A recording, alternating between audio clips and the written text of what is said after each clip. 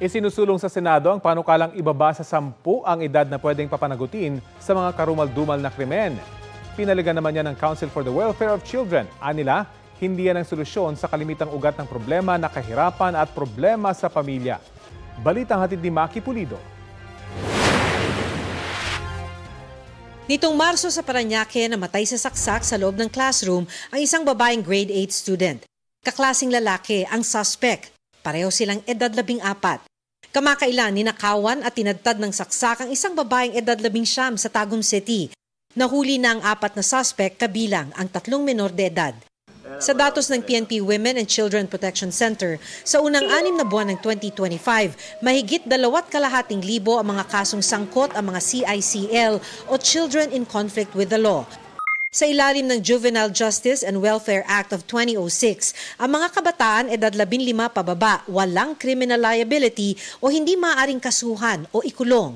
Sa ilalim naman ng Republic Act 10630, itinakda sa 15 to 17 years old ang discernment rule o pagkaunawa sa ginawa. Si Senador Robin Padilla naghain ng panukala para itakda na may criminal liability na rin ang batang 10 years old. Ito'y kung sangkot ang bata sa heinous crime o karumal-dumal na krimen tulad ng pagpatay, rape, kidnapping, serious illegal detention kung saan pinatay o ginahasa ang biktima, robbery with homicide or rape, carnapping kung saan pinatay o ginahasa ang biktima at paglabag sa Comprehensive Dangerous Drugs Act. Paliwanag ng Council for the Welfare of Children, hindi totoong walang parusa ang mga batang sangkot sa mga karumal-dumal na krimen.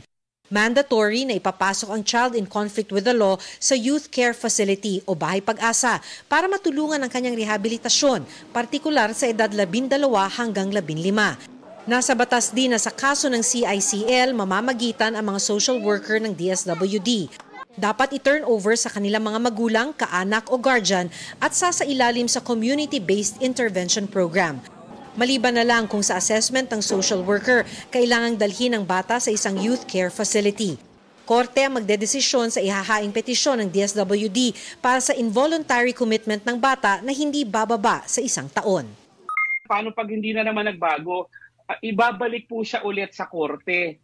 Sasabihin ng korte dito, after ng 2 tsansa o mahigit pang tsansa ang binigay sa'yo, mukhang hindi ka talaga na-rehabilitate, doon po yung i-execute na po yung judgment ng court. So mali po na walang criminal liability, may proseso lang pong pinagdadaanan.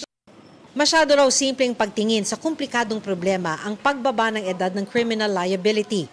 Hindi raw yan ang solusyon sa kalimitang ugat ng problema na matinding kahirapan at problema sa pamilya. We have to address poverty and underdevelopment. We have to support the family. Yung mga bata po na to, dahil po hindi pa buo ang isip nila, sila po ay biktima rin. Ang ilan sa mga nakausap namin, pabor sa panukala. May isip po ng mga ibang kabataan na hindi na sila gagawa ng ganun kasi nakasuhan na nga. At saka mali din talaga yung mga gawain ganun. Matatakot na yung mga bata. Kasama magulang at saka yung bata ikakasuhan na rin. Sabi ng iba, sana may angkop lang na parusa dahil masyado pang murang edad na 10 taong gulang. Pwede po yung nanay din or yung magulang, pero may proper punishment din po na pwedeng maibigay sa bata para mas matutukan and makorek pa po sila at that young age po. Napapabayaan, kaya kung minsan po ang bata maagang naliligaw, alamin po muna kung ano po yung pinagdadaanan ng bata. Maki Pulido nagbabalita para sa GMA Integrated News.